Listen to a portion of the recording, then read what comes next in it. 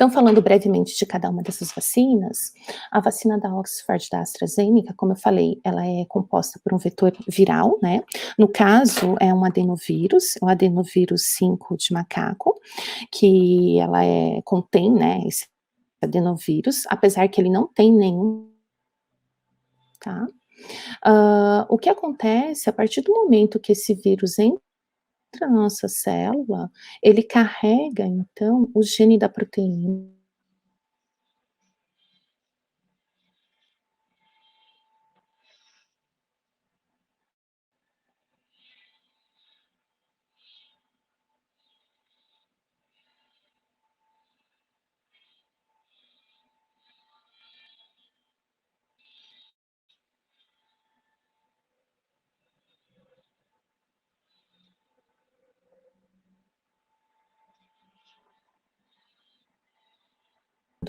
Então, nessa vacina, a gente tem 2 doses, uma injeção intramuscular, e só aquelas células daquele local que vão ser infectadas, não vão ser espalhados pelo organismo. E em nenhum momento esse material, esse adenovírus, ele vai ser inserido também no nosso material genético. O próximo, por favor. A outra vacina que a gente pode utilizar é a da Moderna. A da Moderna é essa que eu falei, que é uma molécula de RNA, pensando que esse RNA ele é pouco estável, então é uma vacina que acaba sendo também um pouco mais cara, porque precisam de estabilizantes e um protetor para essa molécula do RNA. Então, geralmente, na Moderna, eles podem utilizar nanolipídios, por exemplo, para fazer a proteção dessa molécula, e esse material, então, é um pouco mais caro, né, o que acaba encarecendo essa vacina. Isso também é injetado de forma intramuscular. Esse RNA vai para o citoplasma da nossa célula, como a gente observa aqui na imagem. A célula, esse material, ele é inserido, é utilizada a maquinaria dessa célula, e você consegue, então, ter a produção da proteína a ser spike, a ser exposta ali ao sistema imune, então ter uma resposta também, tá? O próximo, por favor.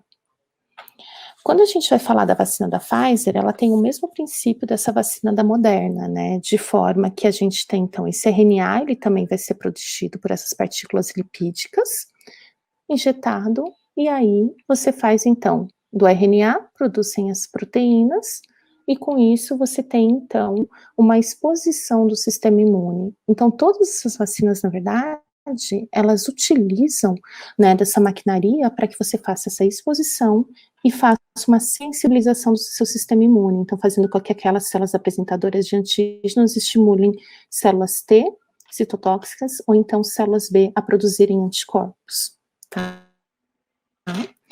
A Pfizer, como ela tem esse RNA e esses materiais que eles têm utilizados, ela tem uma tecnologia que esse RNA, ele é modificado, ele não é um RNA igual ao do vírus original, então eles têm essa tecnologia de poder mudar isso a qualquer momento para que sejam feitas outras moléculas de RNA para outras variantes, e essa vantagem da vacina de RNA, ela é muito boa, porque a gente pode a qualquer momento sintetizar essa molécula de uma forma rápida, então não tem a necessidade de produzir um vírus numa célula, para depois isolar isso, inativar, que nem o Henrique falou, que é muito comum com produtos químicos, mudanças de temperaturas, né? Então o RNA está ali pronto. A partir desse momento é só proteger esse RNA para que ele não seja degradado nesse caminho, seja injetado e faça um estímulo do sistema imune, tá? E pensando nisso, próximo, a Pfizer, preocupada na manutenção dessa temperatura, ela acabou trabalhando com o desenvolvimento de caixas térmicas no envio dessas vacinas, e ajudou também para que, de uma forma que ela seja distribuída mais rápida, porque não adianta ter uma vacina excelente, muito boa, com uma eficácia de 95%, se você não consegue chegar a vários locais do mundo, e pensando no nosso país, naqueles municípios que são muito, imagina chegar uma vacina que precisa de uma temperatura extremamente alta. Então eles pensaram nessas caixas, e como eu falei para vocês, a Anvisa mudou um pouco essa regulamentação de forma que elas aguentem até 2 semanas menos 20 e depois 5 dias em geladeira, então vai facilitar muito a aplicação. E se realmente nós tivermos a compra e chegar essa vacina, acho que vai ter uma cadeia de distribuição em toda aquela rede de frios, né, extremamente cuidadosa para que isso chegue no país como um todo, tá? A próxima. Uma outra vacina que tem sido muito falada é a Sputnik V, que é do Instituto da Rússia da Gamaleia. Essa vacina, ela usa uma combinação de 2 adenovírus, no caso. Enquanto eu falei que a da AstraZeneca era apenas um adenovírus, essa daqui ela já usa a combinação de 2, um adenovírus 25 e adenovírus 6 humanos. Então ela é um pouco mais contestada, porque não se sabe exatamente a segurança de expor um organismo a 2 tipos de adenovírus diferentes, né, então ela ainda está em análise pela nossa agência regulatória, de forma a tentar entender esses dados para ver se realmente é uma vacina segura ou não, mas de qualquer forma, ela também estimula da mesma forma o sistema imune, então a gente tem os vetores virais, eles são inseridos de forma que você vai então entregar, né, o gene codificador da proteína spike, isso vai ser transferido para um RNA, do RNA nós vamos ter a proteína, e essa proteína vai ser exposta e vai ter o sistema imune ativado da mesma forma, tá? O próximo. Por fim, a gente tem a Coronavac, que é produzida pela chinesa Sinovac, de forma que a gente tem a produção de um vírus inativo, né? Então, são infectadas células, no caso são células que são chamadas vero, de rim de macaco africano, né? Essa célula já é muito utilizada para vários tipos de vacina. Então, lá na China, essas células são infectadas pelo vírus, e aí o que se tem na sequência? Coleta-se esse meio dessas células, onde tem um conteúdo muito grande desses vírus que foram replicados no interior dessas células, né, então essas células são lisadas, o vírus é colocado ali naquele meio de cultivo, coleta-se isso, isso é inativado, e aí é o que é chamado aquele IFA, né, e a partir daí, já você faz, então, o isolamento, e depois a parte toda da embalagem para ter essa vacina.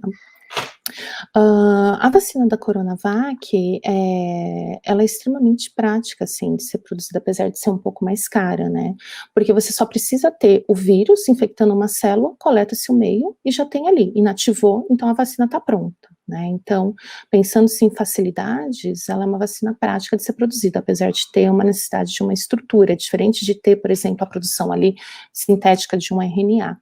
E o que a gente tem quando a gente vai falar ali da Coronavac, né?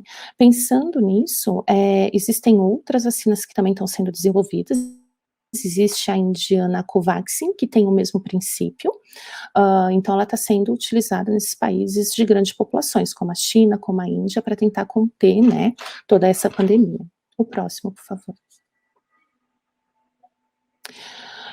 Então, só para fazer um resumo para vocês, no mundo atualmente existem 270 vacinas em estágio de teste para coronavírus, para o SARS-CoV-2, tá? Para tentar conter o vírus e fazer com que a gente não tenha doença.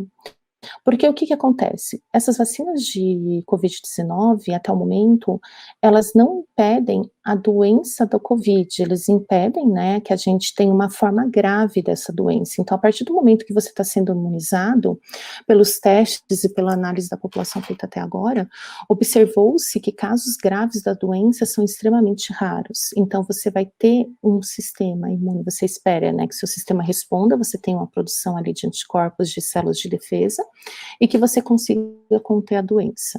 Mas essas vacinas, elas ainda não foram produzidas de forma que a gente não consiga ser exposto ao vírus, né?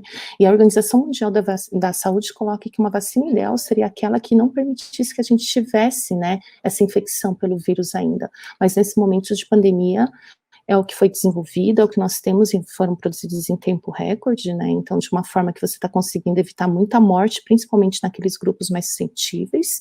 Então aqui no Brasil a gente já viu uma queda muito grande de morte e de internações para pessoas mais idosas, agora com a diminuição da idade a gente vai começar a ver isso para outros grupos.